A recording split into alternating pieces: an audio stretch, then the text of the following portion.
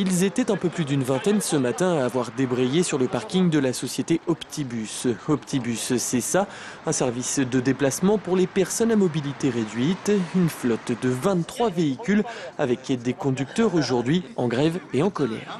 Ça peut être plus de courses, plus d'horaires, mais surtout c'est des temps qui sont calculés de manière à ce qu'on soit obligé de faire les choses trop vite. Bien souvent, on n'a pas le temps de faire une mission d'accompagnement aussi bien qu'on devrait. Il y a aussi le fait qu'on demande toujours plus aux salariés, donc on arrive encore à faire face, mais on s'épuise. On s'épuise et on n'a pas de reconnaissance, on n'a pas de soutien. Et à 10 € de l'heure, soit un peu plus que le SMIC, pour eux la reconnaissance est un peu faible, d'autant qu'ils ont tous la double casquette, à la fois conducteur et surtout accompagnateur. On a une mission de porte à porte. On se gare, on va chercher la personne à son domicile, il y a toute la prise en charge, l'installer dans le véhicule, l'accompagner là où elle va. Si la personne va chez le dentiste, on ne va pas la laisser sur le trottoir, on l'accompagne jusque dans la salle d'attente. Voilà, que des choses comme ça. Et cette mission, on ne peut plus l'exercer correctement. Nous avons des feuilles de route avec des temps bien précis, des temps de prise en charge, des temps de dépose.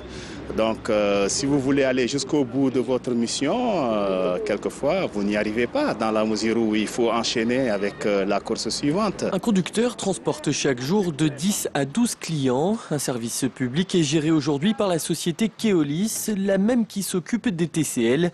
Et c'est là où le bas blesse pour les chauffeurs Optibus qui ne bénéficient pas des mêmes avantages que leurs confrères. Les véhicules sont ciblés TCL, il y a écrit TCL dessus, ce sont partie intégrante du réseau, la même couverture géographique, la même couverture horaire, la même obligation de service public. Mais n'ont pas la même convention collective, n'ont pas les mêmes conditions de travail, pas les mêmes conditions de rémunération et pas les mêmes avantages sociaux.